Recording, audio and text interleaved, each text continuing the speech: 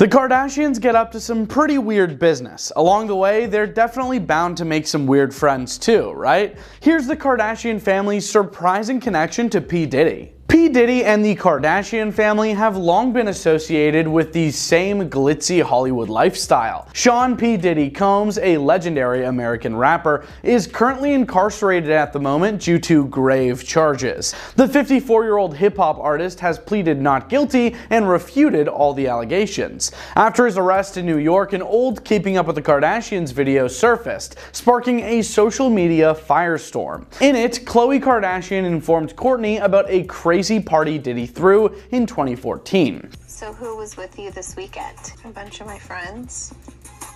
After that, Khloe talks about the party, claiming that Justin Bieber attended when he was only 20 years old. Khloe recounted, "I got on a plane at 5:30 in the morning. I got on a plane at 5:30 a.m. Well, this party, I think half the people there weren't fully clothed," reported the Mirror. I think half the people there were butt naked. When Kourtney presses her more about the company she had that weekend, Khloe replies that she was hanging out with a bunch of friends, listing off A-lister names. Diddy, Quincy, Justin Bieber. Khloe chimes in Diddy, Quincy, Justin Bieber, confirming her star-studded entourage, adding, "So far, so good." So far, so French good. Montana. Do you even know?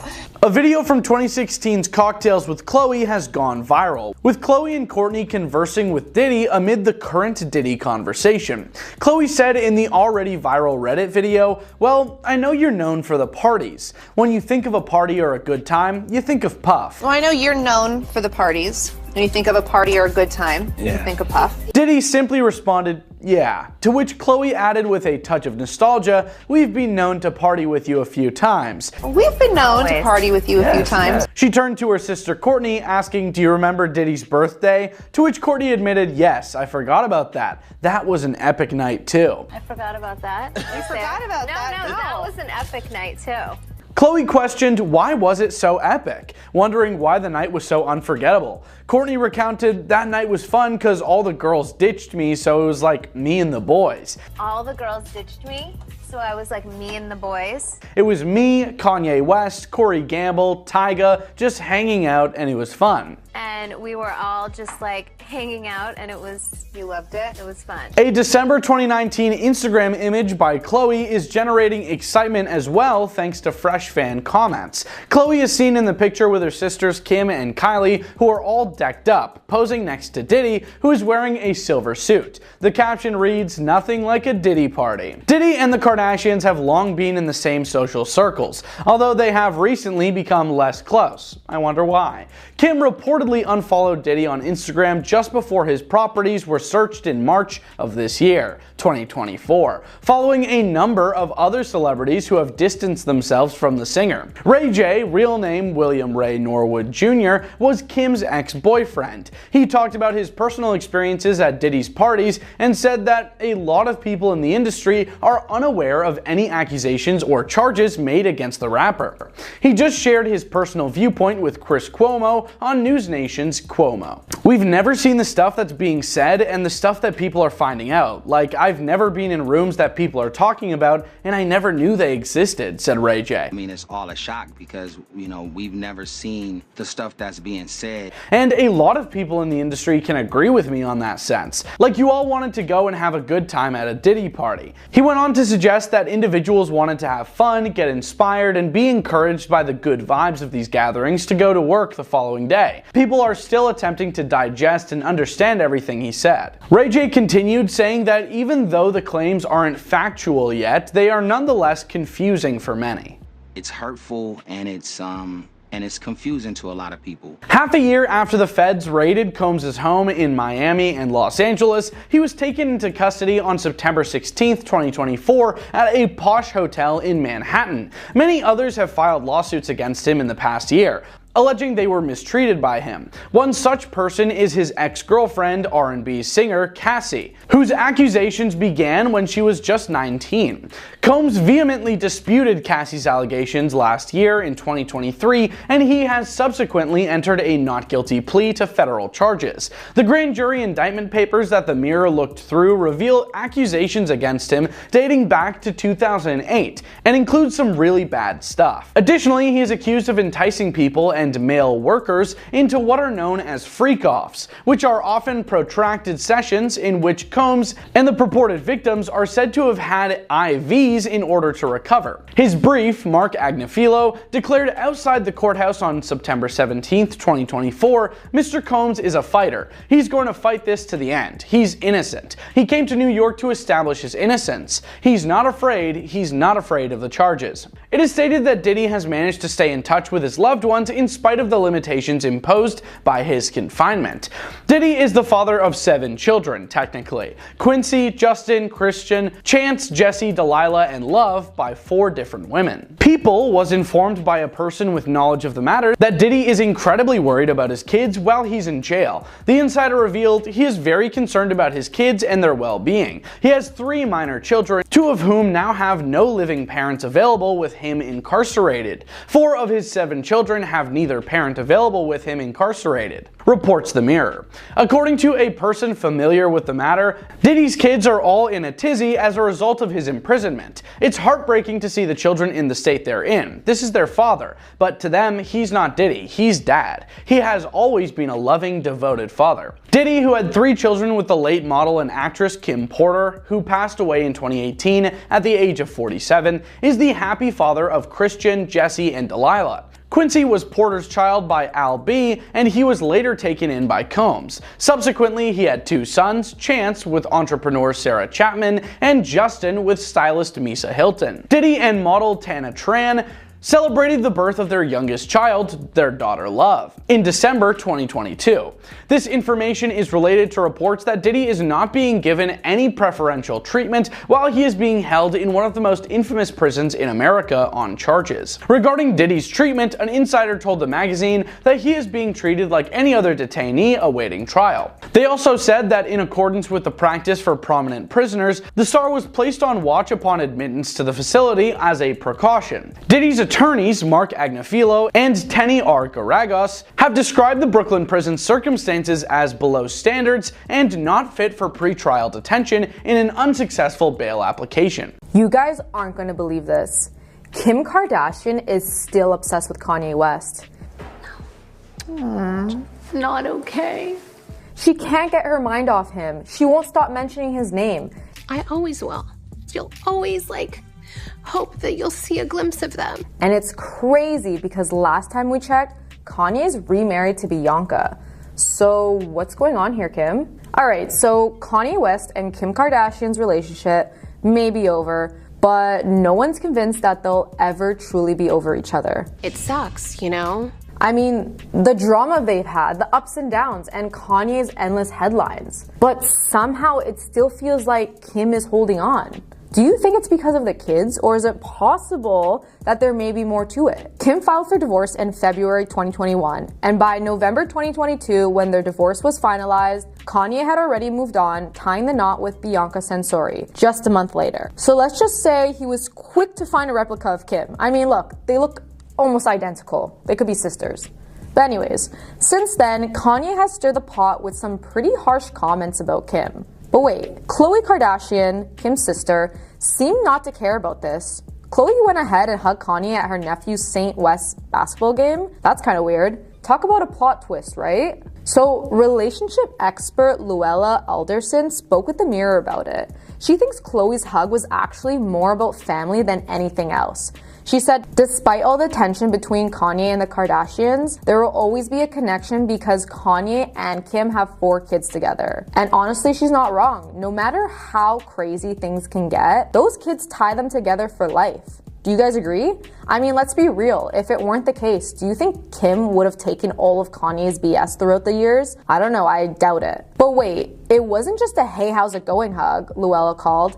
It was a genuine moment of affection. Think about it. Khloe's all about putting family first, and she's been known to do this before, especially with her hubby Tristan Thompson, or let's say ex. The guy's messed up more than once, but Khloe still co-parents with him. So if she can do that for him, why not extend the same accepting hand to Kanye, right? I mean, am I the only one who feels like Kanye is getting a second or third chance here? Or who are we kidding? So did Tristan. I guess you can say the Kardashians share a lot in common, even with their taste in men. Luella pointed out that seeing adults handle things maturely is a big deal for the kids. She said when kids see family members interacting peacefully, it gives them a sense of security. And she added, Khloe and Kim's kids probably feel torn about all this family drama, especially since it's in front of millions of people and everyone's just waiting for their next move. It could be a lot of pressure, you know? But if the kids see their parents and family getting along, even with all that history, it's gonna help them feel more secure. Do you think Kim's doing the right thing for her kids here? But here's the crazy part. Khloe might actually still consider Kanye part of the family, even with everything that's happened. Kanye is still part of the Kardashian-Jenner family, Luella said. Khloe may see the importance of supporting him publicly despite their differences. That's some next level family loyalty, right? Do you think Khloe's just being loyal, or is she showing Kanye more forgiveness than he deserves? Maybe Kanye has apologized or shown regret for his behavior, which makes Khloe more at ease with supporting him publicly, Luella added. I mean, maybe the expert's onto something here. Could Kanye actually want to make amends? Could he be trying to fix things for the sake of his kids? I mean, that doesn't sound like the craziest thing right now. Now, let's not forget that boundaries are key here. Luella warned that if Kanye has caused enough pain, it might be time for Kim or Khloe to step back and give him some space. She said that Kim needs to prioritize her well-being and that for her kids. It's kind of like saying, hey, you've messed up enough, take a time out to figure out your stuff. And honestly, Kanye's probably needed a lot of time to work on himself. So hopefully he's doing that and learning how to be a better co-parent in the process. So do you think that Kanye's finally becoming a changed man, or do you think he still has some work to do? At the end of the day, Kanye and Kim will always be connected by their 4 kids, no matter how much drama unfolds. Despite everything, putting the kids first and keeping things civil seems to be the ultimate goal for their sake and everyone else's. So the question is, what's next for the old power couple in their lavish yet complicated worlds? This is the end of an era for this family. They're like losing their influence. Is this their downfall? People are losing interest in the Kardashians, and the reasons may not come as a big surprise to most of you. The Kardashians are no longer ruling the media. Their popularity is coming to an end. It's been more than 15 years since we first saw the Kardashian family on their reality TV show, Keeping Up with the Kardashians. They left. Where's Kim? Kim is always late. Get out of our way. And when we look back then, no one could have really predicted how hugely successful the show would become. It's so exciting. The Kardashian-Jenners have signed on to a new exclusive deal that will bring the famous family back. Millions of people tuned in each week to see what the family was up to. And the Kardashians shared some of their most personal moments on the show, from breakups to cheating scandals and even the birth of new family members. When Kylie went into labor, it was such an exciting night. And no matter how many times you've been through this. And seeing all of this, viewers really felt like they were a part of the family and they celebrated their milestones with them. But things have changed in recent years. Like, the show's ratings have dropped significantly. New reports claim that the reality TV show might be losing its steam as ratings for the show continue on a downward trend. And fewer people seem to be interested in the lives of the Kardashians. Some have also noticed significant changes in the Kardashian family members themselves. And people are questioning, like, is this the beginning of the end, like the downfall of the Kardashians era? This is the end of an era for this family. They're like losing their influence. Is this their downfall? Many people think so. And in today's cancel culture, some are choosing not to support the Kardashians by watching their show or even giving them any media attention whatsoever. Like, they would not even click on a video about the Kardashians. There is a lot of negative hate and energy towards my family. And this decision is largely based on many of the controversies that the Kardashian family have found themselves wrapped up in, like Kim Kardashian's involvement with Balenciaga. That was a big thing. As well as their brother, Rob Kardashian. There was a lawsuit with him over leaked photos involving his ex-partner, Blac Chyna. Not to mention the family's habit of publicly lying about their surgeries, as well as lying about how much money they actually are making, among other things. And these people are encouraging other people to do the same, like not keep up with the Kardashian family anymore. They feel like they've been very disappointed with them. And one user took to Reddit and said this: for a few seasons, they did use their platform and power to address social issues, and I thought that provided some balance to the show and ultimately them as people. Some fans have also observed that the family dynamic among the Kardashians has shifted since their new show, The Kardashians, started streaming. Like, they've noticed some things, like the tight-knit family bond that they once had, which many fans love to see on screen. It doesn't seem to be as strong as it used to be. Like, there was another fan on Reddit that had this to say: I hate their new show, and it's so sad to see how detached from reality they've all become. My favorite part of keeping up with the Kardashians was their pranks, funny conversations, and genuine family moments. Now they never do anything together, and when they do, you can cut the tension with a knife. So yeah, this spin-off reality show, The Kardashians, which premiered on the streaming service Hulu and also featured on Disney Plus, has a very low rating right now on Rotten Tomatoes. And I feel like some of the disconnect that some of the fans are talking about with the Kardashians is felt because, you know, the Kardashian family, they're getting older now. They have their own personal lives, so many things going on, and they may not want to be as open as they used to and share personal details about their personal lives like they used to before. As well as they've changed as people, and what used to work back then may not necessarily work. Like, it's hard to force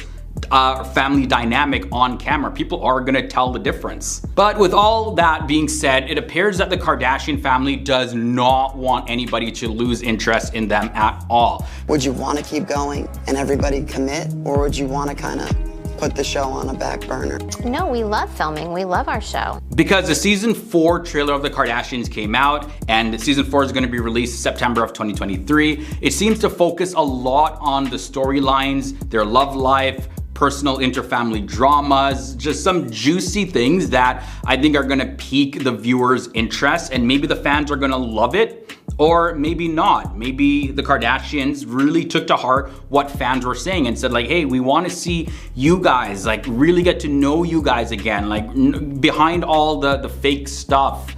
We want to get to know you and connect with you. So season 4 of the Kardashians could literally be a make or break season for the Kardashians. But guys, what do you think about this? Losing interest with the Kardashians? Do you think that they can come back? They've definitely been losing a lot of interest in the public recently. But hey, who knows? If their reign in reality TV ends, it could be the beginning for their reign in something else. You may think the Kardashians are pretty open about their lives since they have a whole reality TV show about it, but even still, there are things they need to hide. These are things the Kardashians wanted to hide from the world. The way Kris handled her daughters was one startling thing. According to Cosmopolitan, Ellen Pearson Kardashian sold pages from her husband Robert Kardashian Sr.'s personal journal following his passing. That notebook and Pearson claimed that when Khloe and Kim were young girls, Kris Jenner mistreated them. Furthermore, it is said that Kris was always eager to take advantage of her kids in order to get money while they were young. And some people even think this attitude persisted into the girls' maturity. I'm your momager, manager, mother, name a title. Pearson stated that the extent of Kim's punishment included both physical and mental, as well as persistent teasing over Khloe's weight. Naturally, Kris claimed that these allegations actually never happened, and it appears that the only supporting documentation available is what Pearson and Kardashian Sr.'s notebooks say. Regardless of the veracity of the allegations, Kris will stop at nothing to grow her family's substantial and powerful enterprise. Kim didn't lose her earrings on vacation, apparently. The Kardashian family is well known for taking lavish trips and experiences. One particularly special trip to Bora Bora was featured on Keeping Up with the Kardashians. Kim allegedly misplaces her diamond earrings when she was there. Oh my god, I'm gonna cry, my diamond earrings! which prompted the entire family to look for her priceless jewelry in the ocean. Of course, the loss of something so valuable and significant attracted a large audience and generated a tremendous deal of internet conversation about the occurrence. The issue: Kris Humphries, Kim's ex-husband, allegedly claimed it never happened on RadarOnline.com.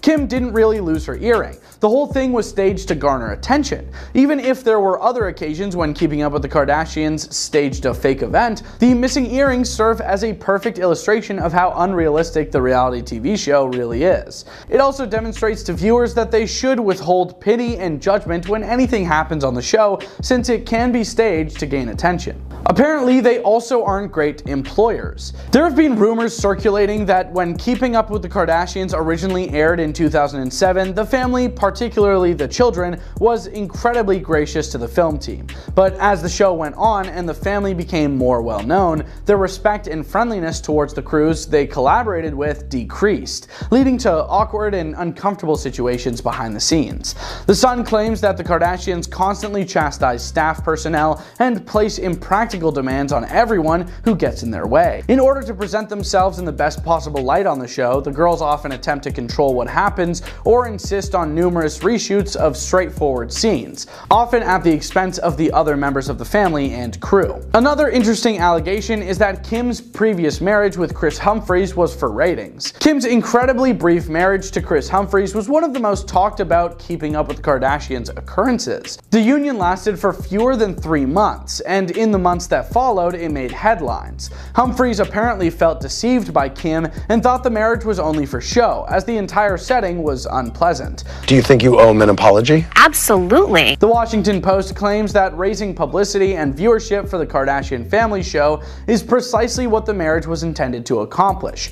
Kim actually requested that she bid Humphries farewell on the program, but the producers turned her down. Humphries has requested to be left off of Keeping Up with the Kardashians entirely and no longer wants anything to do with the family. Kris Humphries' proposal was apparently reshot multiple times. The relationship between Kris Humphries and Kim Kardashian was one of the most talked about Keeping Up with the Kardashians moments. People were eager to hear about Humphries' proposal to Kim, so it makes sense. Even though a lot of people now believe the couple's relationship was staged to boost ratings, many viewers were also captivated by their upcoming engagement at the time. Everything went off without a hitch at the appointed time, and it seems that the family was happy with it as well. According to Huffington Post, a producer acknowledged that the proposal was made more than once so that the camera team could take many shots to try and acquire the best perspectives for the show. Some even said Kim was involved in arranging the lighting and location to obtain the personal perspectives she desired. Kim's tapes may have been leaked by her mom. The disclosure of Kim's private video with Ray J is undoubtedly one of the most contentious events in the Kardashian narrative. Did you feel betrayed by it? I felt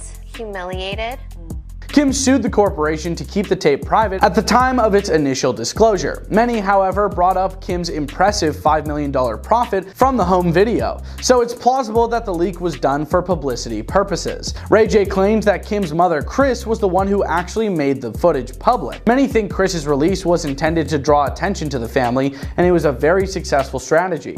The first season of Keeping Up with the Kardashians debuted to a robust viewership just 6 months after the footage was leaked. In response, Kris claims that she had nothing to do with the leak during a lie detector test on the Late Late Show with James Corden. How about this one? Kanye may have bought his house just to get away from the Kardashians. Many people anticipated that popular hip-hop artist Kanye West would be a regular on Keeping Up with the Kardashians after his marriage to Kim. But Kanye knew that his newfound fame would not come at the expense of Kris Jenner creating plans for him and his family. Plans that Kanye would surely detest, in an attempt to capitalize on their marriage. Reportedly, in an attempt to stay away from the show and Kris's influence, Kanye bought a house in Bel Air for himself, Kim, and their future family. It's interesting to note that being the first to reveal details about their family, Kanye essentially stole Kim's limelight. According to a story by Us Weekly, Kim stated that she didn't want Kanye to live in Wyoming, far away from everything after their divorce. Kris may have tried to bribe the press. The Kardashians built a prosperous enterprise on their family name. The Kardashian ladies are adept at promoting their brands and living through everything from their show to clothing lines to smartphone apps. Naturally, success like this inspires new ideas, and Kris's launch of her own talk show was one among them. Kris was terribly disappointed by the minimal viewership and unfavorable ratings her show received. According to the New York Post, Kris was not deterred by the negative evaluations and decided to compensate for a better review in order to make amends. According to some accounts, Kris mailed a $325 Tiffany pen to a New York Post reporter who had given the show a low review. The writer took offense at the short note attached to the pen, which asked for a better review the next time and ignored it. The house shown as establishing shots in the show isn't actually Kris's house. Many fans may be unaware that the house exterior on Keeping Up with the Kardashians isn't Kris Jenner's. Even though it never appears on screen for an extended period of time, the house on the show is around 20 miles away from her own residence. The aforementioned property serves as a prop that gives the Kardashian family a charming looking place to live. Actually, the house from Keeping Up with the Kardashians has been in other television series such as True Blood and American Horror Story. When the house went out for sale, this truth became quite apparent, and Jenner wasn't the one selling it. North West might be living the largest out of her siblings. North West's parents provided her with an opulent lifestyle, even though they never allowed her to have as much screen time as they did. Her room decor and wardrobe were all designer made and of the highest caliber. It has been disclosed that Kanye and Kim alone spent more than $1 million for North's nursery. Everything was specially ordered from world-class designers and produced to order. West and her siblings continue to enjoy opulent toys and clothes from their early days of affluence, and Kim was always happy to post about them on social media. In 2022, Kim reportedly even hired a Grammy-winning pianist to visit their home daily to wake her children up with Christmas music, according to Yahoo. The Kardashians are no longer ruling the media. Their popularity is coming to an end. The Kardashians are in their flop era. More people care less and less about what's going on with them. And we're in a time where the Kardashians' lives are so boring that they're not even worth talking about. There is a lot of negative hate and energy towards my family. It's almost impossible to fathom. How did we get here? This is according to fans, so please don't hate the messenger. If you ever look at the internet, you'll learn that we may, indeed, be moving into a new timeline entirely. The era of the Flopdashian. Or maybe it's something even worse than that. We may have hit the point where the Kardashians aren't even worth talking about. For 15 years, cultural critics have proclaimed that the Kardashian family, Kim, her 4 sisters, her mother Kris, were everywhere. Their hit show Keeping Up with the Kardashians ran for 20 seasons. Would you want to keep going and everybody commit, or would you want to kind of put the show on a back burner? They appeared at fashion weeks, Met galas, on Saturday Night Live talk shows, in magazines and advertisements. Their personal dramas were contorted into TV plot lines, and much as they were news fodder, especially the ups and downs of their marriages, Kim even met with President Trump at the White House. We're gonna continue. These next points, they're crazy. And as ridiculous as the Kardashian obsession has always been, it was for a long time exciting. More than that, it was super interesting. Their literal existence is their primary product. Kim's got Skims, Kylie's got makeup and canned vodka spritzer, Kendall's got tequila, and Khloe's got her migraine medication line. But what the Kardashian-Jenner clan had most of all was their glamorous lifestyle, their hot selfies, and their awesome fashion. From juicy reality shows to vampy makeup collabs, this family knows how to make that money, honey. Viewers, critics, and even reluctant fans have been trying to figure out the fascination for years, often through similar headlined think pieces. In 2021, LA Mag dug into the question how the Kardashians took over the world. Back in 2019, the New York Times described the sisters as a media company that swallowed a makeup empire, merged with a fashion line, and gave birth to athleisure trends. People think they have us all figured out, but things are not always how they seem. Rolling Stone called them the egos that ate America way back in 2014. The common theme? These ladies are everywhere and there's no escaping them. Or at least they were. We're gonna get into more of this. The Kardashian buzz started to die down after that LA Mag piece coinciding with the end of Keeping Up with the Kardashians. With their flagship show wrapping up, these women had to focus on their individual products. Sounds easy enough, right? Well, considering they've managed to pump out 5 seasons of their Hulu sequel series in just 3 years, maybe not so much. The Kardashians premiered to lukewarm reactions, partly because the sisters themselves seemed less enthusiastic about continuing. As a result, the internet keeps declaring that Kardashian era is officially over. Sales of Kylie Cosmetics, which controversially landed the youngest Jenner on the Forbes billionaire list, have been declining year after year since their late 2010s peak. Her swimwear line quietly fizzled out, and her new fashion brand Kai is similarly not doing well. Right now, Kylie is best known for her relationship with Timothée Chalamet, which has actually sparked some backlash. Khloe's inclusive clothing line Good America, whose jeans I've heard are very good, is doing well for itself. Kendall's tequila brand is also doing well. But Kim was at the Tom Brady's roast and she was booed heavily. Apparently her family pressured Netflix, which hosted the event live, to remove the boos from its recording several days later. So fans are saying that the Kardashians are now boring because they aren't surrounded by as much drama. But if the family's relative silence, stability, and lack of drama means the Kardashians are flopping, billionaire Kylie Jenner is going broke? Or should I say fake billionaire? Kylie Jenner has gone broke. She is struggling to pay her bills, so she is selling her mansion for dirt cheap. If we don't... What's wrong?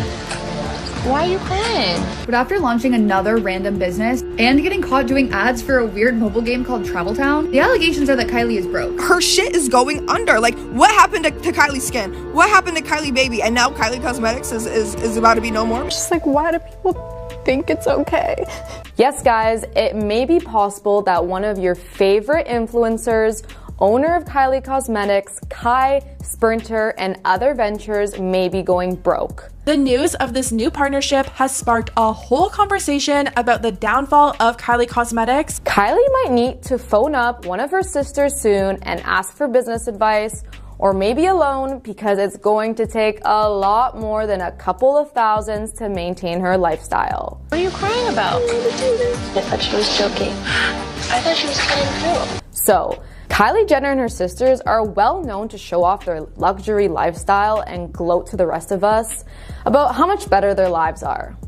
I mean, they're also good at being part of some sort of drama every few months. And in Kylie's case, she received a lot of backlash in 2019 when she was declared the youngest self-made billionaire ever by Forbes. I think you guys know where this is going. Obviously, there's no denying that Kylie was racking in some serious money. I mean, she had her Kylie Cosmetics business and was doing serious numbers, but many people weren't ready to believe it was enough to make the billionaire club. At the time, Kylie was just 21 years old when Forbes made the announcement, and people were quick to catch on some of the lies she's made to get herself on that list. The big deal that got her on the list was when she sold 51% of her company, Kylie Cosmetics, to a beauty company, Coty. The deal was valued at $1.2 billion, giving her that title to get on that list. However, it seems there were some hidden numbers. When Coty's filings went public, it showed her business was a lot less profitable than she originally claimed. Damn, I guess Kylie lied and she's going to have to stay in that millionaire lane. Tough life, huh? So, after Kylie was exposed for this, later throughout the years, people started to question her financial status. One Reddit user posted, "Kylie Jenner broke?" Okay, so why are people saying she's broke? Well, just based on Kylie Cosmetics itself. According to Yahoo, her sales have gone down from $68.7 million in 2017 to $36.2 million in 2022 to then $29 million this year. We still see the millions, but guys, when you're at that kind of level that Kylie Jenner is at, that's a serious decline, and it's not looking too good for her and the lifestyle she's trying to maintain. Kylie is known for starting new brands and dropping them when they don't succeed. So she had her swimwear brand and it got a lot of hate that it had to vanish at some point. I mean, you guys remember, right? Those pieces look so cheap that you think that the so-called billionaire would put more effort into the quality. She recently launched her new clothing brand Kai, which she's managed to be consistent on so far, yet we don't know how well it's doing yet. And around the same time, she launched her drink brand Sprinter. So obviously we're all wondering, why launch two brands so close to each other? Is she in the need of money? What's the rush? It seems like her constant theme is launch, fail, and repeat. Kylie, one piece of advice, maybe stick to one thing at a time. Clearly being all over the place isn't helping your financial situation. But what do I know? Kylie used to not do any brand deals really. Recently we're seeing her promote a lot more than just her own brand. We've seen her post a lot more in Aloe. It's a fitness brand that her and her sister Kendall post for as well. And we know the girls are only doing this because there's probably a large number involved. And I'm sure it is. But another odd deal is with the brand Glow. She's seen posing while drinking one of their energy drinks. Now this one has us really wondering, how much did they pay her? Because, okay, Aloe is a pretty big brand, and that makes sense to me. But where does Glow come from? And what kind of funds do they have to have one of the biggest influencers to promote it? It doesn't stop there, though. We've been seeing Kylie promote this game Travel Town, and to be honest, this is probably the most random by far. I mean, this one has you really questioning her financial position. I need to know what the paycheck is saying, because in what world does that deal make any sense? I mean, I actually remember seeing this ad when I was scrolling through my Instagram stories, and I genuinely thought it was a fake ad. But no, I clicked her profile, and lo and behold, it's Kylie posting on her main account. I mean, listen, would I take a 10-second video showing people how to play a game for a fat paycheck? Any day. But the question is, why is this so-called billionaire doing it? That's what's not adding up. We all know rapper Travis Scott is Kylie's baby daddy, but we can't help but question her relationship and how it's affected her finances. Like Kylie has said before, Travis is always walking around with a lot of money, and it's not crazy to believe he makes a decent amount to maintain his lifestyle too. So what I'm wondering is Travis giving Kylie any money to raise their kids, or is she doing it all by herself? Like, I'm really just trying to understand why she's no longer as rich as she's claimed to be. We've seen so many of her get-readies with me, showing her expensive purse collection and videoing parts of her luxury home. So we've definitely seen she's still living that lifestyle. We even saw her on private jets, yachts, and pretty much any sort of expensive thing you can imagine. I'm sure Kylie either has obtained it or currently owns it. So I guess all these new brand deals have made us question her authenticity and maybe question whether she's faking her lifestyle a bit or not. Is it possible that some of her bags may not be real? Is it possible that she's just living her other sisters' lives and mooching off their paychecks? It's hard to say. The reason why I kind of find it hard to believe she's broke is because number one, her lifestyle says otherwise, but also number two, because she has her whole family as backup. Like, are we forgetting who her family is? First off, Kim Kardashian has built an empire of her own, and I think if Kylie needed any help, she'd be able to do something. All the other sisters have also built a brand for themselves, and I'm sure they all make a decent amount of money, to be able to support her and themselves, of course. And let's not forget about the mother, Kris Jenner. She's the ultimate momager. We all know when there's drama or any problems, Kris Jenner is the first one on top of it. And in many instances, Kylie has been the so-called favorite daughter, so I can't see her mom leaving her for stray. Do you really think Kris Jenner is going to let Kylie go broke? Now that doesn't sound right to me, and I'm sure you guys can agree. Another Reddit user responded to the post, Kylie Jenner's broke, saying, "She's not broke, but I feel like some of their bad financial choices are catching up to them. They each launch a new brand every couple of years, and some of them flop really hard and are just brushed under the carpet. They are slowly losing relevancy, but they're still living how they were 5 to 10 years ago. Multiple houses aren't cheap to maintain, private jets are expensive, and the overconsumption. Not broke, definitely not able to keep up with their previous lifestyle." I mean, this guy may have nailed it. Like, think about it. For a regular person, their millions would definitely be more than enough to live a good life. But when you're living a lifestyle purchasing Birkins, flying in private jets, and maintaining the luxury in other ways, it can be hard to keep up if you're no longer within that financial bracket. It may be possible that Kylie is finding other ways to bring her bank account back up, and if that means doing random deals, then she'll take it. I guess it's not the worst thing filming 10-second videos or posting on Instagram and making dumb amounts of money, right? But if it's the case that they're starting to lose relevancy, it may be a lot harder to keep up their lifestyle if no one cares about them anymore. But as of right now, I think that's the least of their concerns. You can also see her posting a lot more videos and trying to be relatable again. She's trying to bring back her King Kylie era that everyone loved, because this mysterious off-the-grid Kylie, people were just not buying into it. I think she forgot that people were only buying her products because of the connection she used to maintain with her fan base. Without that, there is no brand. Now I think she's doing some damage control and starting to be a lot more relatable with her videos, and hey, maybe it's working. Only time will tell whether she's going to need that financial support and whether Kylie Jenner is really going broke or not.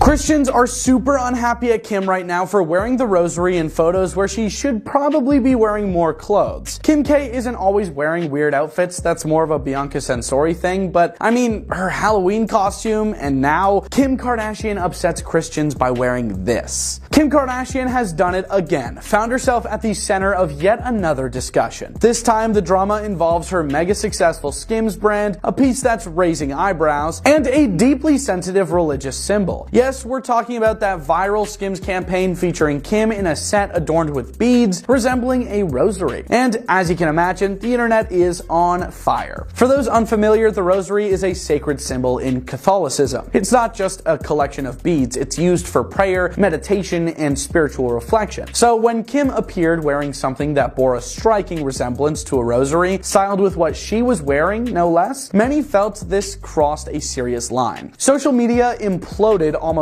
instantly, with fans and critics calling the look everything from offensive to sacrilegious. One user commented, "As a Catholic, I find this deeply disrespectful. The rosary is not a fashion accessory." Another added, "This isn't fashion forward, it's offensive." These voices weren't isolated. Threads on platforms like Twitter and Reddit quickly gained traction, filled with users expressing anger and disappointment. The common sentiment was religious symbols should be treated with respect, not reduced to aesthetics for an ad. To be fair, this isn't the first time Kim has been accused of cultural or religious insensitivity. Remember when her shapewear brand initially launched under the name Kimono? That caused a global uproar, with critics accusing her of appropriating a deeply significant Japanese cultural garment. Back then, Kim responded quickly, rebranding the line to Skims and issuing a statement apologizing for the oversight. She said she wanted the brand to be inclusive and respectful for all cultures. For many, it seemed like a genuine moment of learning and growth. But fast forward to today, and this latest incident has people asking, did she really learn from the kimono discussion, or is this just another case of carelessness? Because let's face it, this isn't just a minor faux pas. For Catholics, the rosary is an object of profound spiritual significance. It's used to pray, to connect with faith, and to reflect on sacred mysteries. Reducing it to something Bianca would wear, that's a choice that's bound to ruffle feathers, and it has. Critics argue that this isn't just about Kim or Skims. It's part of a broader trend in the fashion industry. Time and time again, we've seen brands and designers use religious and cultural symbols as mere accessories, stripping them of their original context and meaning. From indigenous headdresses at music festivals to sacred Hindu imagery on yoga mats, there's a long history of cultural and religious appropriation in fashion. And while some defend this as artistic expression, others see it as a clear lack of respect, especially when the creator of the design isn't of what culture they're trying to represent. But let's dig a little deeper into why this keeps happening. For many brands, including Skims, the goal is to stand out, to push boundaries, and to spark conversation. Discussion sells. It draws eyes to the products, generates headlines, and ultimately drives sales, because more people talking about it has more eyes on it in general. And when it comes to a marketing genius like Kim Kardashian, some might wonder, was this an accidental misstep, or was it a calculated risk? After all, the Kardashian-Jenner family has built an empire by staying in the spotlight, good or bad. At the heart of this discussion is a larger question. Where do we draw the line between creativity and respect? On one hand, fashion is a form of art. It's meant to challenge norms, to blend influences, and to spark dialogue. But on the other hand, some boundaries are sacred, literally. For Catholics, the rosary isn't just a symbol, it's a deeply personal object of faith. Seeing it styled as part of this set doesn't feel like homage, it feels like exploitation. Adding to the complexity is the fact that religion and fashion have intersected before. Take Madonna's Like a Prayer era, where she famously wore rosaries as necklaces, or the 2018 Met Gala themed Heavenly Bodies, Fashion, and the Catholic Imagination, which featured Catholic-inspired couture. Those moments were celebrated by some and criticized by others, but they were presented in a way that felt more like an exploration of faith and art rather than pure commodification. Kim's Skims campaign, critics argue, doesn't carry that same intentionality. Social media has also played a huge role in amplifying this discussion. In the past, a questionable fashion choice might have sparked some backlash, but it wouldn't have reached the the global scale we see today. Platforms like Twitter, Instagram, and TikTok give people a voice, and they're not afraid to use it. Hashtags like #RespectReligion and cultural appropriation quickly began trending, and videos dissecting the ad racked up thousands of views within hours. Interestingly, not everyone sees the Skims campaign as problematic. Some fans have defended Kim, arguing that the design isn't explicitly a rosary and that the resemblance is coincidental. They see the backlash as an overreaction, pointing out that fashion is subjective and open to interpretation. But for many, the issue isn't whether the beads technically qualify as a rosary, it's about how they're perceived and the impact that perception has on those who hold the symbol sacred. As of now, neither Kim nor Skims has issued a statement addressing the discussion. This silence has only added fuel to the fire, with critics accusing the brand of ignoring valid concerns. For a company that markets itself as inclusive and empowering, this feels like a missed opportunity to show accountability. And let's be real, in today's world where consumers value transparency and social responsibility, staying quiet isn't a good look. I mean, it's barely an option anymore. Then there's the question of intent versus impact. Did Skims intentionally set out to offend Catholics? Probably not. But in 2024, we didn't mean to isn't a sufficient excuse. Brands need to anticipate how their designs will be received and take steps to avoid causing harm. With a company as large and successful as Skims, valued at over $4 billion,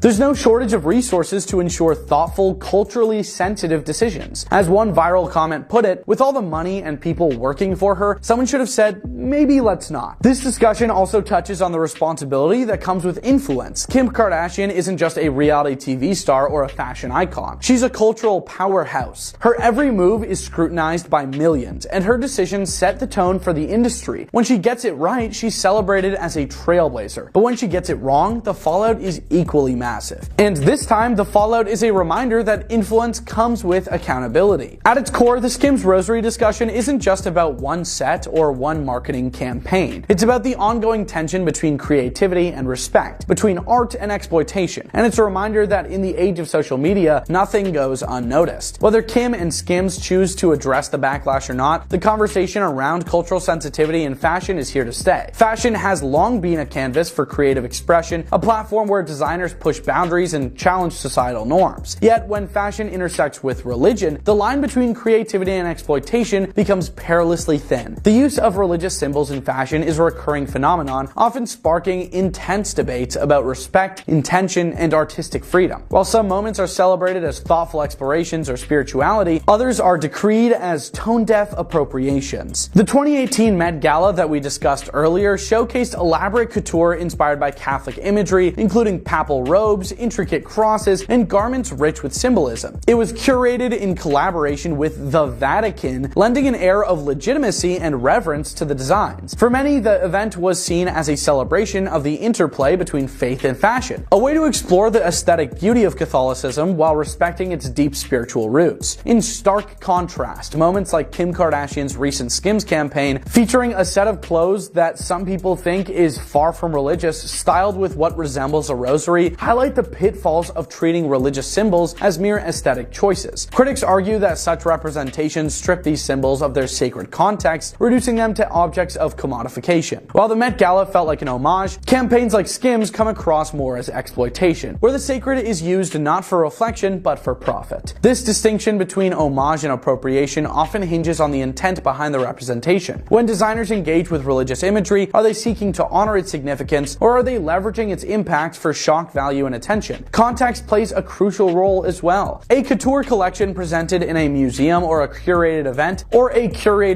like the Met Gala invites discussion and interpretation. An advertisement for Skims lacks the same nuance, making it harder to justify the use of sacred symbols. I mean, why do they have to be there in the first place? The stakes are high when religion enters the conversation. For many, symbols like the rosary are more than mere objects. They are conduits for faith, prayer, and personal connection to the divine. Misusing them in fashion risks alienating communities who view such acts as deeply disrespectful. Beyond alienation, it also perpetuates a troubling trend in the industry, which is the prioritization of aesthetics over cultural and spiritual sensitivity. Yet, there are instances where fashion has successfully navigated this delicate territory. Designers like Jean-Paul Gaultier and Alexander McQueen have famously incorporated religious and cultural motifs, often sparking debates, but also earning praise for their thoughtful approach. What sets them apart is their ability to create dialogue, inviting audiences to explore the intersection of faith, culture, culture and art. Their work suggests that fashion can indeed engage with religious symbols respectfully if done with care and intentionality. The Kardashians and Sean P. Diddy Combs have been part of the same Hollywood circles for years. Diddy plans to expose others who knew about his behavior, starting with Kim Kardashian, who's rumored to be involved in his wild parties. Here are the worst things that have happened to Kim Kardashian. The Kardashians are linked more to Diddy than you think, as Kim Kardashian has been spotted at some of Diddy's infamous white parties. Did Kris Jenner and Kim Kardashian deliberately leak her infamous tape with her former boyfriend Ray J? She's actually been through a lot, and now people are trying to say that she might be cursed. We all right? Recently, Kim is getting a lot of flack with people connecting her and her sisters to Diddy. I know you're known for the parties. When you think of a party or a good time, you think of Puff. You do. So many rumors are flying wild about this, it's almost ridiculous. The rumors are so out there, but is there any truth to it? Diddy and Kim did have a close friendship, and there's no doubt about it that Khloe was at a freak off. An old resurfaced clip has came back around where she says she didn't get home till 5:30 a.m. and that people weren't wearing anything at the party she went to, and it was Diddy's party. Oh, this party? I think half the people there were. Now, Khloe is my favorite Kardashian. So I'm just gonna play devil's advocate and say that just because she went to this party, she might not have known that anything sinister was going on. The rumors about Kim right now, though, are crazy. People are calling her a party girl, saying she took place in certain activities with Diddy, saying she knew what was going on, pretty much calling her a monster. So it's safe to say this isn't a very comfortable place to be in. The internet is already really hard on Kim, and it seems like people just really love to look down on her. Kim Kardashian is linked to the Diddy lawsuit. Kim, 24 hours before the raid, unfollowed Diddy despite continuing to follow him even after the Cassie lawsuit was settled. So hopefully these rumors can be put to rest and she can go back to enjoying life. Kim hasn't actually had it easy, and I find her to be a pretty tough chick. When she was only 24 years old, her father passed away. You didn't know my dad. It's like different, you know? Robert Kardashian was most known for representing O.J. Simpson as his lawyer in the early 90s. Kim spoke about this because while her father was about to pass away, her stepmother was trying to prevent Kim and his other kids from seeing him one last time. Kim says that she and the rest of the family had to basically force their way into the house to get a chance to give their father one last goodbye. It's a really sad situation. There was actually a time that I almost lost my father, and I can't imagine how life would have been if it happened. Losing a parent at 24 years old is something that none of us want to experience, and I would not wish that on anybody. Well, at Fashion Week in Paris, Kim was held against her will and they stole $10 million worth of jewelry. It was a group of unknown men. During this time, she experienced many things that she didn't deserve. They locked her up in the bathroom. They basically told her they were going to take her life. They were armed as well. My door was open like this, and then I saw two guys holding another guy down. And even after dealing with this situation, Kim had people making fun of her online. Some people were accusing her, saying that she did it as a PR stunt. It seems like when she is going through something hard, people always tear her down and make fun of her. In the year 2000, when Kim was only 19 years old, she and her then boyfriend, Damon Thomas, eloped in Vegas. Damon Thomas was a music producer, and he was apparently not nice to Kim at all. 3 years later, Kim filed for divorce, basically saying that he mistreated her so badly. Not that I have any issues with age gap relationships, but he was also 10 years older than her, forcing her to change herself physically. It was just a bad situation for her to be in all around. She even admitted that on her wedding day, she was using things to alter her brain and completely out of it. And her father apparently didn't even speak to her because of this relationship. Thankfully, Kim did not stick it out with this guy because she might not even be here today. Definitely sounds like an unpleasant individual. Okay, so I want to talk about the infamous tape. The tape that we all know about. This was definitely one of the worst things to happen to Kim Kardashian, but some people say that it's actually the best because it got her so recognized and it had everybody talking about her. Every 1.5 seconds, someone is watching that video. People online blamed Ray J, but he has always maintained the fact that he was innocent. The tape was leaked in 2007, and Ray J is adamant that Kim and Kris orchestrated its release. Now, what actually happened? Well, a lot of people believe it was actually Kris Jenner that leaked the tape. So why would she do this? Because she knew that it would bring Kim the stardom she needed. Anyway, I'm not 100% sure, but It's an interesting theory to look into. Ray J went online and posted the supposed contract, which he claims is the original contract for the tapes. And on the contract, it shows that they actually filmed 3 different tapes, which each of them received $400,000 for. 2 were filmed in Mexico, 1 was filmed in Santa Barbara. He then said that Kris Jenner watched all of the footage and made the decision about which was the best tape to release. Ew? I mean, if you go into rabbit holes about celebrities online, you'll see that the Kardashians have some weird habits. Sharing men is one of them. Being too comfortable on camera with them is another. A lot of people commented about this online. One person is speculating and said, I mean, Kris Jenner is trying to low-key convince Khloe to take back Tristan. What kind of mother tries to convince their daughter to take back a man that mistreated Khloe so badly? I didn't know that. Another person said, I fully believe him. They played it off like this was leaked. It wasn't. Kim signed the dotted line. The devil works hard, but Kris Jenner works harder. I mean, the tape did kind of kickstart Kim's career. Kim does work seriously hard, but the tape really got her noticed. And Kris is Kim's manager. What do you guys think? I love Paris Hilton, but she was kind of a mean girl back in the day. She dissed Kim, she dissed Lindsay Lohan, and when her and Nicole Richie stopped being besties, she also dissed her. The thing with Paris is, she really knew how to get under people's skins, and she spoke freely online. Kim started out by working for Paris Hilton. She was Paris Hilton's wardrobe lady, and that got her some attention. So when she stopped working for Paris, Paris wasn't having it. Almost a decade later, Paris was online basically saying that she made Kim famous. She was saying a lot of things. I love Kim. She is amazing, a pop princess. She's just killing it, and I'm so proud of her, and I'm here. They had a very public beef online. Paris said that Kim's behind looked like cottage cheese stuffed in a garbage bag. Yikes. She did later apologize for this though. All friendships have up and downs. Seems like they're in a great place now. The divorce with Kanye must have been especially hard on Kim because just 1 month after the divorce, he got married to Bianca. People speculate that her marriage failing with Kanye was one of the worst things to happen to her, but I mean, if that was her person, she definitely would have ended up with him. She has in episodes of her show been open about how she misses the relationship, that she wishes it worked out, but also she recently said online that she's pretty much a single mom of 4 and she doesn't get much help from Kanye at all.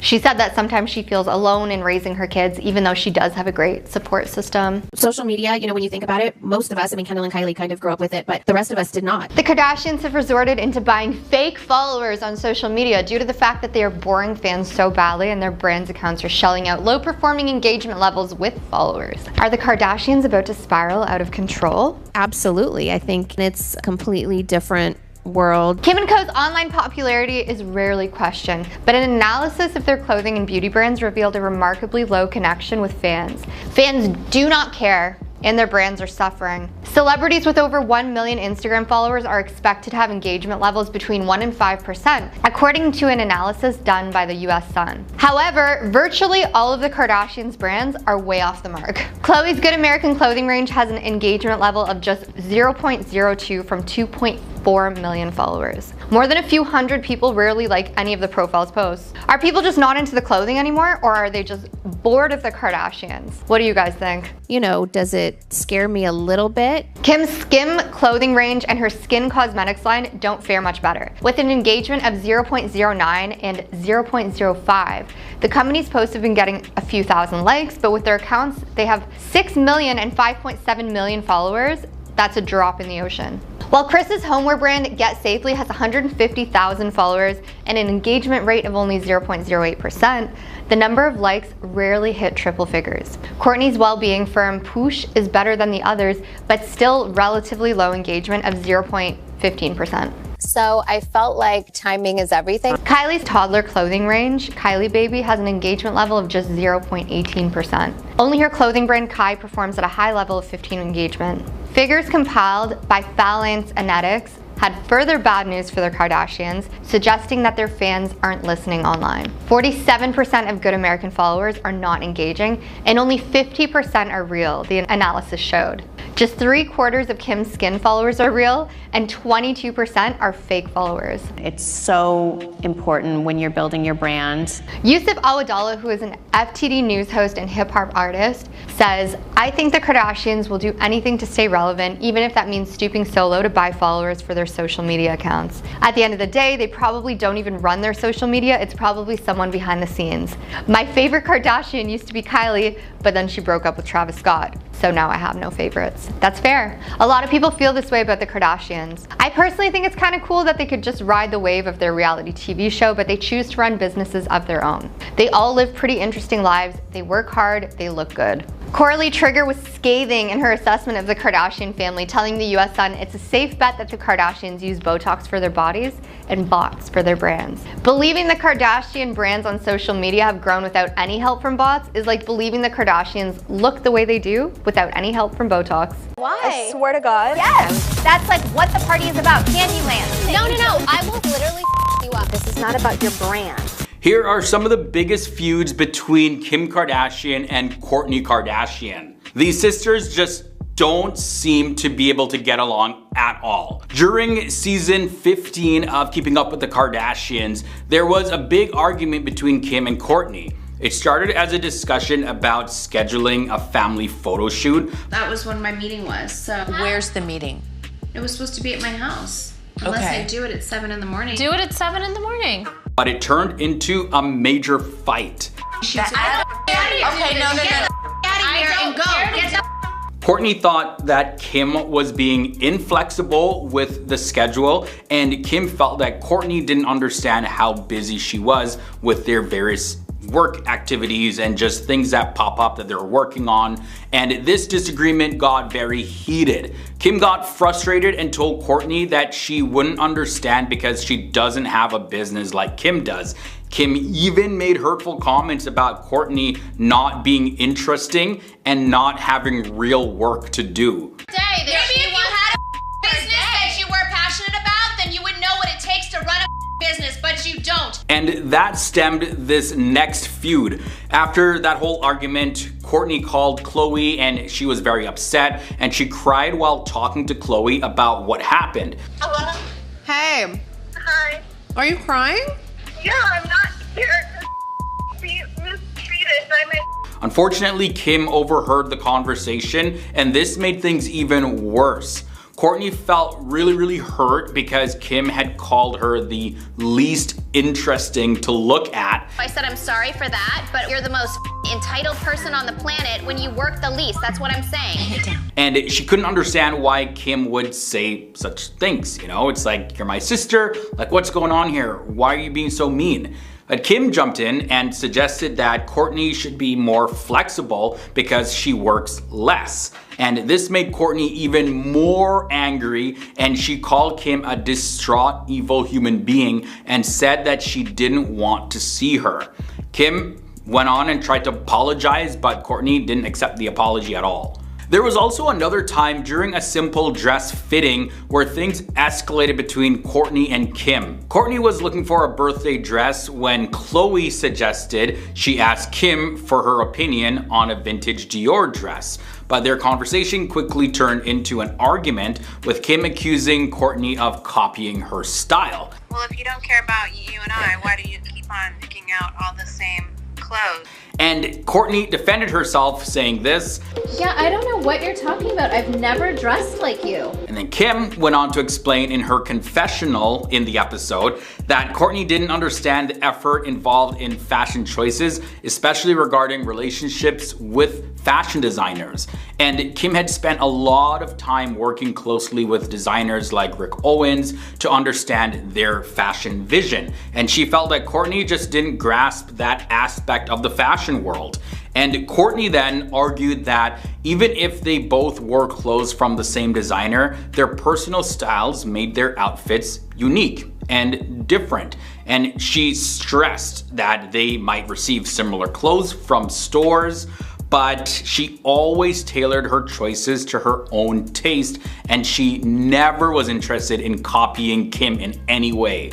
There was another intense fight between these two sisters on the season 4 premiere of The Kardashians. And this happened after they both watched the edits of the previous season back again, and it just rekindled their feud. It all started with them working with Dolce & Gabbana, where Kourtney, she used Dolce & Gabbana's 90s theme for her wedding. And then Kim worked with Dolce & Gabbana and took a bunch of Kourtney's styles, and she accused Kim of being narcissistic and egotistical. You're talking about the details because it's all your egotistical, selfish mind can think about. And Kim countered by saying that Kourtney was different and she seemed to hate all of her family members. And Kourtney replied that she didn't need any of them and she didn't want to be a part of the family. She wanted to keep her distance. Kim then brought up Kourtney's kids, claiming that they came to her with issues that they had with Kourtney. And this accusation escalated the fight, with Kourtney calling Kim a witch.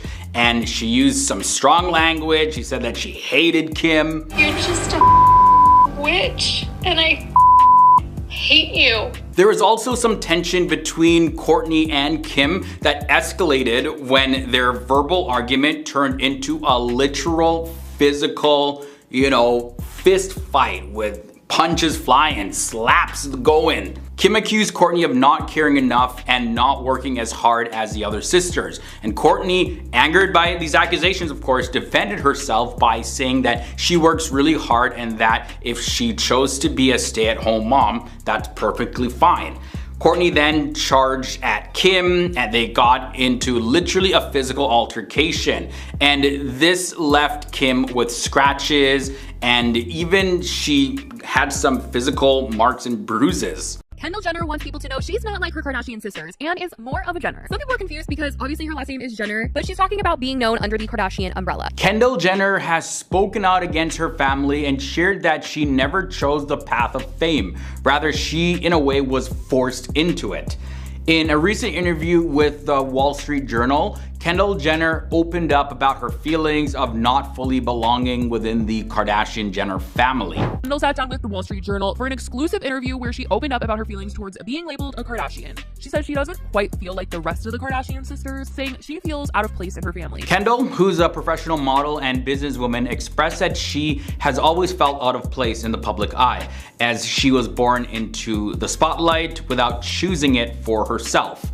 Kendall mentioned that her sisters, particularly Kim Kardashian, seem to thrive in the celebrity lifestyle and being constantly pursued by the paparazzi, but she doesn't share the same sentiment. She compared herself to Kim, feeling like Kim was born to do this, and she would go to certain places because she knew the paparazzi would be there to photograph her. By her circumstances, she considers herself to be incredibly fortunate to live the life that she does now. And Kendall acknowledged that her experience in the public eye has been more demanding than not, but she recognizes the privilege that comes with it. This is what she specifically said in her own words. I obviously understand I fall under the umbrella of the Kardashian sisters, but it's just weird to me because I'm just like my dad in so many ways.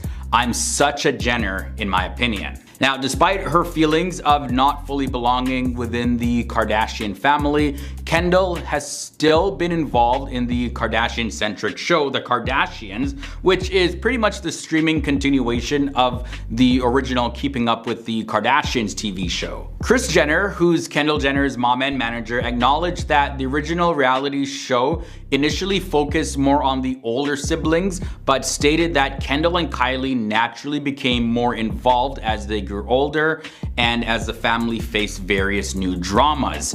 However, Kris Jenner also mentioned that Kendall has always had reservations about participating in the show and has preferred to take on more of a role on the sidelines rather than being a central figure. And yes, Kendall was kind of pushed into being in the show in the limelight. And despite her reluctance though, Kendall's presence on the show has been notable, reflecting her ongoing journey and experiences within the Kardashian family's reality TV empire.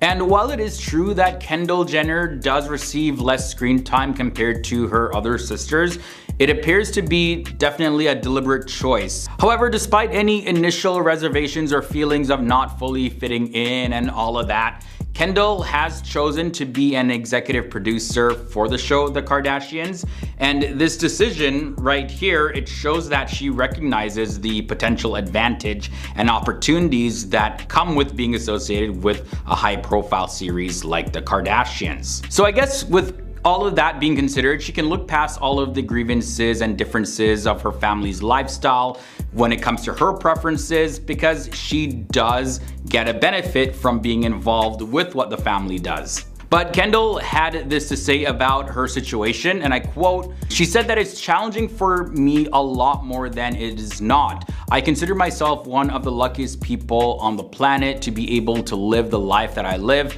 I'm not going to sit here and say poor me about the attention, but I do think that it's pretty intense. People are more mean to my family in general. They take everything and make it a bad thing. So I can definitely see where Kendall is coming from. It's definitely a lot stressful, more than other occupations, to be in the public eye and see all the criticism that you're facing.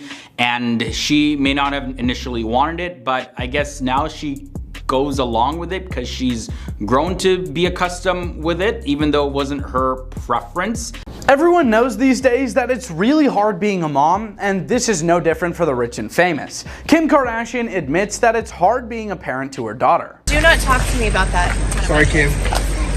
Kim Kardashian has shared candidly about the challenges of raising a child with a learning disability. The reality TV star, whose daughter Northwest previously disclosed that she had received a dyslexia diagnosis, posted a video of her friend Lauren Sanchez discussing her children's book, The Fly Who Flew to Space, on Instagram stories. In the video, Sanchez discussed her own experiences growing up with dyslexia. So I grew up dyslexic, not knowing I had it. I couldn't read. Alongside the post, Kim wrote, "I'm reposting this not because she's my friend and I love her, but because every mom who has struggled with their kids with dyslexia or any learning difference needs to hear that it will be okay." North made her diagnosis public in 2023 on a TikTok broadcast. The daughter of Kim, who has racked up over 19 million followers on the social media platform, said, "Guys, I have dyslexia. Do you even know what that is?" Guys, I have dyslexia. Do you even know what that is? Kim responded, "Northie, you sure are spilling the tea on here," and later asked her to end the live stream, adding, "You are just saying way too much. I purposely don't talk about stuff that you are going through." I purposely don't talk about stuff. I'm not going to. North, whose father is Kanye West, very obviously so, has disclosed in the past that she is already considering following in her parents' footsteps and becoming a businesswoman. The seasoned Keeping Up with the Kardashians star revealed that she already had plans to inherit the family company someday, with a particular focus on Yeezy and Skims. In 2023, during her first solo cover interview with ID magazine, she declared her desire to own a business and own Yeezy and Skims one day. She stated that she would like to walk dogs for pocket money till then in order to pay for her art supplies. She said, "When I'm like 13, I want to walk dogs to make money to buy art supplies because everything around here is so expensive." North told the Vice media source that she views herself as her biggest style icon, and that the three words that best describe her are blessed, awesome, and cool. She also described herself as the best ever. I can definitely see the Kanye in her. The influence that Kim had on North was also evident when she disclosed that her most treasured piece of apparel was a Michael Jackson jacket that my mom purchased for me on Christmas. Despite their 2021 breakup, Kim and Kanye have been spotted getting back together politely to watch North's basketball games ever since then. It is evident that basketball has become a joyful activity for the young girl, and she is so dedicated to the game that she refers to it as a lifestyle rather than just a hobby. Gushing that, "I just love basketball so much," she spilled that her most treasured memory is when I first tried basketball because I was so bad. So I know those memories and I'm like, ooh, now I'm so good. I got so much better. In a recent realistic look into her life as a mother of four, Kim revealed that in spite of her early reservations, letting her son Saint start his own YouTube channel had ended up being a blessing in disguise for his relationship with his elder sister, North. Welcome back to the Today it's gonna be another banger. We're at David Buster. Speaking with Entertainment Tonight at the Caring for Women dinner in New York City about Saint's new channel, The Goat Saint, she first noted about how it's coming along. "It's hard because I'm here and I need to approve every video." Though she then shared, "I will say, it has brought him and North closer together, because she's filming his content and making him do challenges, so I filmed some behind the scenes. I was fighting against this and it's actually a blessing in disguise," she relented. Kim had been open about her initial disagreement of Saint's request for a YouTube channel, and she delighted followers by revealing that she had made him sign a rigid contract that he had to follow in order to get his mother's approval. There are currently 33 videos and little over 13,000 subscribers on his YouTube channel. The Kardashians' surprising and poignant confessions are nothing new to their fanbase. Fans can see this while Kim is in a car on her way to jury service in the episode This Is Going to Be Really Hot Tea of the Kardashians. She begins by complaining over the phone to someone about not getting excused from jury duty, about how it's her birthday the next day and she wants to find a way out of it. But things take a turn when she confides in the unknown individual and lets her frustrations over parenting 4 children out. At some point, she even expressed the desire to parent more like Khloe Kardashian. Kim starts, "Hey, can I vent for 1 sec? It's been an extra troubling week where I was just like, I can't do it anymore.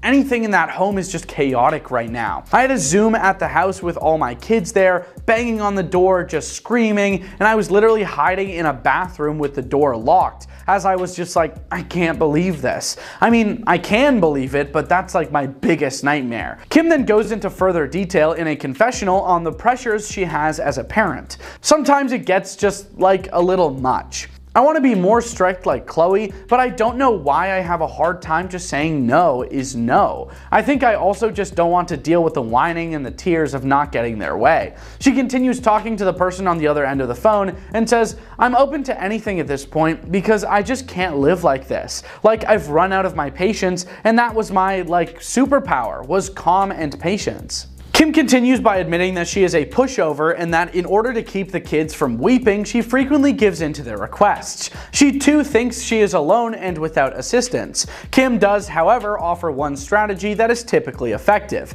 This always shuts them up. I always say, "Okay guys, do you want me to just split myself in halves or in 4s, and a part will go with you, and a part will go with you?" And they look at me like, "No, don't ever do that." And I'm like, "Well, okay, that's the only option if you all want me the exact same time." Can't say that isn't effective, but dang. So Kim Kardashian has people talking. She just admitted something. What is it? I don't know how I'm gonna get through this day. Finally, Kim Kardashian admitted that her and her family have scammed their way to the top. And no, it's not just me saying that she said that. She literally said this on camera.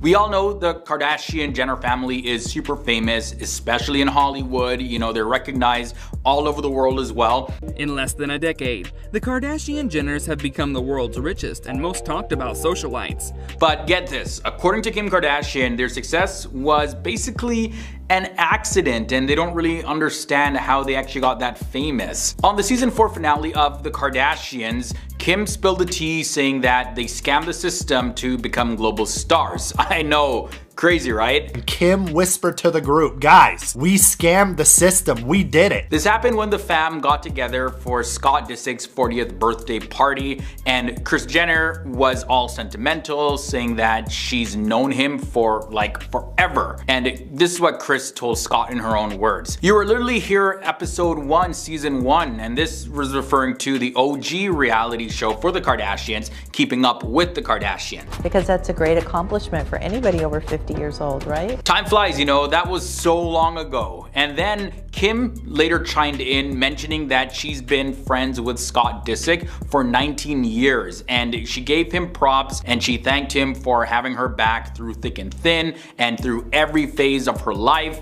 And then Scott, he tried to make a joke here and he teased Kim about being on the cover of a dog magazine, like Dog Fancy or something like that he called it. So Scott Disick allegedly said, "Hey Kim, you remember when you were the cover of Dog Fancy?" Which Kim's family quickly clarified it was a canine magazine. But no, they were quick to correct him. It was Canine Magazine. Yeah, close but not exactly, Scott. But yeah, that's when Kim Kardashian revealed what pretty much all of the Kardashian family critics already thought about them.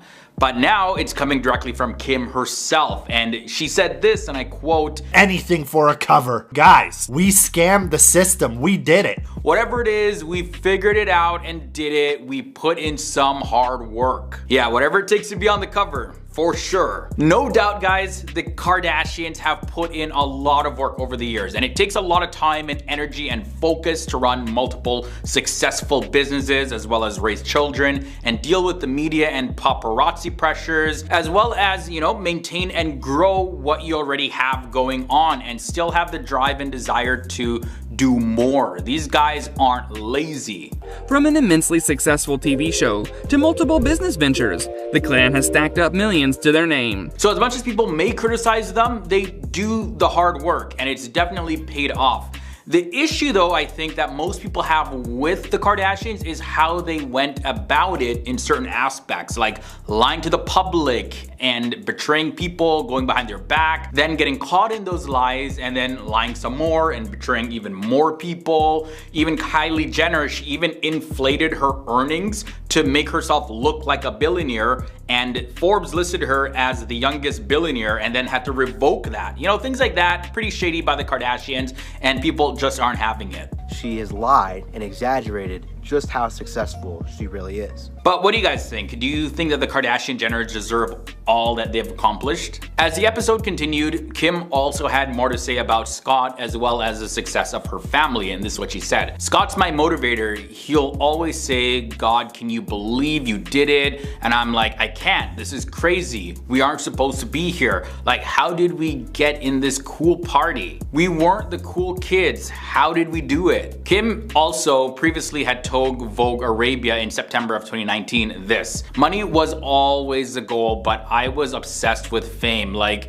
embarrassingly obsessed. I do agree that fame can be addictive, but now my focus has shifted. Even in my darkest of times, I don't regret putting myself out there for the world to see. People have shared with me over the years how much it's helped them to feel less alone when dealing with their own adversities. I love having a voice and appreciate the platform that I have been given, even though I do wish I could have more privacy at times." For a whole lot of Kardashian drama, because season 6 of Hulu's The Kardashians promises to bring the unexpected. This is a big year of celebrations in our family. The just released trailer proves that no matter how many times you think you've seen it all, the famous family always has more secrets up their designer sleeves. In the trailer's biggest reveal, Khloe Kardashian shocks her mom, Kris Jenner, and sister Kim Kardashian by revealing she met with someone from her past. You guys are never gonna guess who I met with. Turns out it's Lamar Odom, her ex-husband and former NBA star. If you don't know him, now you will. This is insane. Okay, so the cameras capture the moment that Lamar strides in carrying flowers, leaving Kris in tears. That was the love of her life, Kris cheerfully confesses. The love of her life. However, Khloe remains guarded. "I don't know this person anymore," she says in a voiceover. I don't know this person anymore. Hinting the reunion might be more bittersweet than romantic. With Lamar rumored to have purchased a doll modeled after her, Khloe's cautious stance makes sense.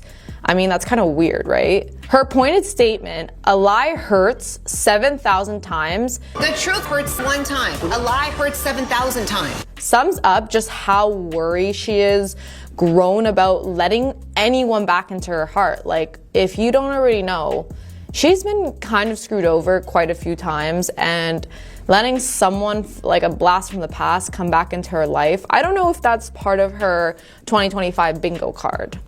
So Khloe isn't the only one confronting past flames. Kim has apparently been getting cozy with the mystery man. In the trailer, she teases her second beau, joking to the cameras, "Me not dating and not wanting love and attention? I don't think you know me." Me not dating and not wanting love and attention? She's shown excitedly planning home renovation so he can fit his belongings into her closet. Kris comments that Kim must really like him if she's carving out space in her highly curated home. After a string of high-profile relationships, it's anyone's guess who Kim's new partner might be, but judging by her grin, we'll see a pretty smitten version of her this season. So I guess everyone's kind of excited for the two, right? right? They kind of had a lot of ups and downs in different relationships.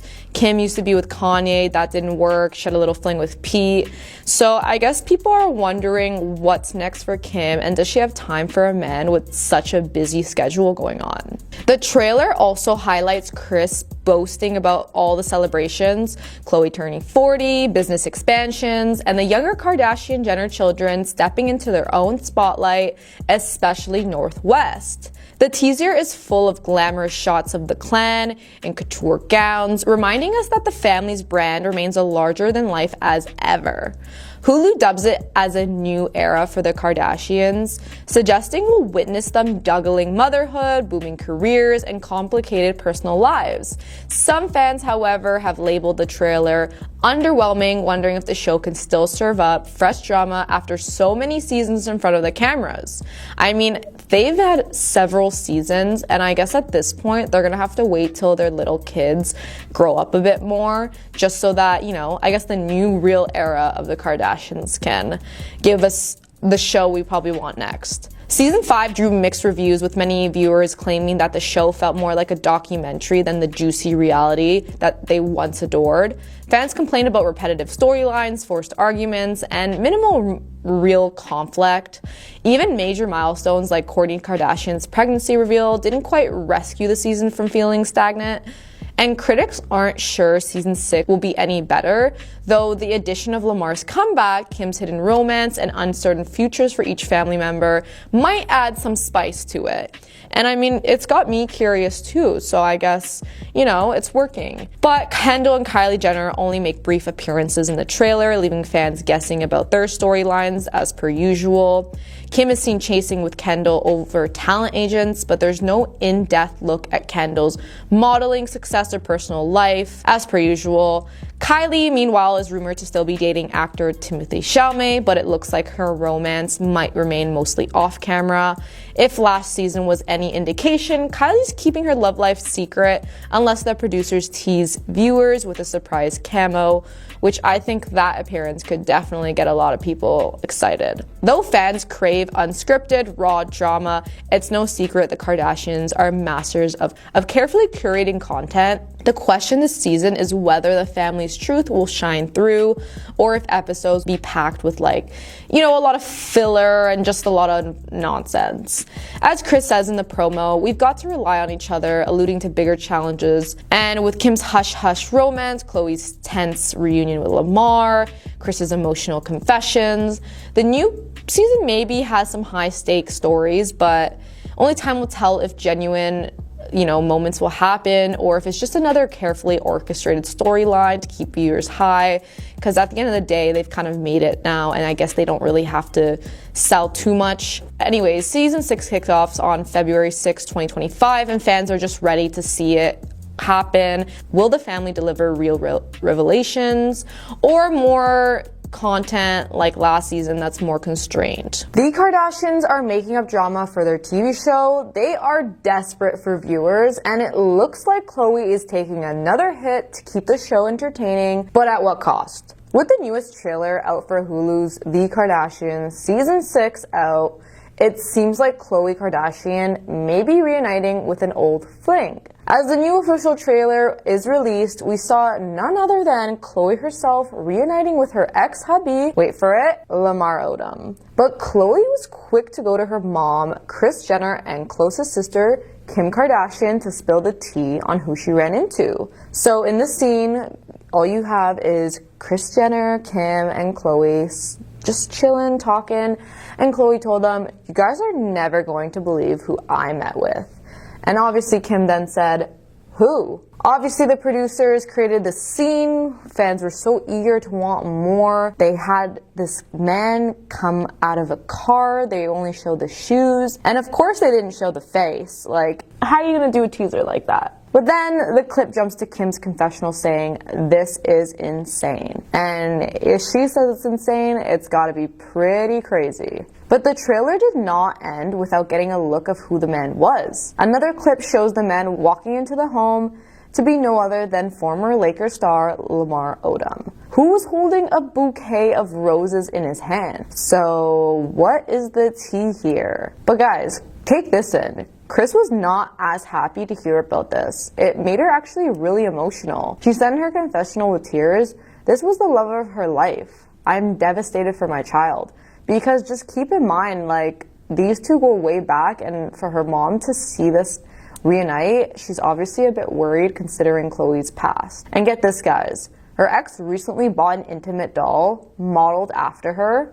That's kind of weird, no? I don't know, I found that kind of odd. So in the next clip, Khloe seems to be running through many types of emotions. She says, "I don't know this person anymore, so we can only wonder, is this like a diss towards Lamar?" She also says, "It's the truth hurts one time, a lie hurts 7,000 times." And we all know Tristan did her dirty before, so maybe this was shade at him as well, because, you know, he did lie more than once, and it all remains unclear, but it has us wondering if she could have a rekindling with Odom, or if this is just a little bit of a stunt for the show. If you didn't know, the two, Lamar and Khloe, go way, way, way back. The relationship was actually one for the books, filled with romance, drama, and ultimately heartbreak. So let's just look at the timeline real quick. It all started in 2009 when Khloe and Lamar met at a party hosted by NBA player Metta World Peace. The connection was instant, and just 1 month later, just 1 month, they tied the knot in a lavish wedding on September 27th. Pretty crazy, huh?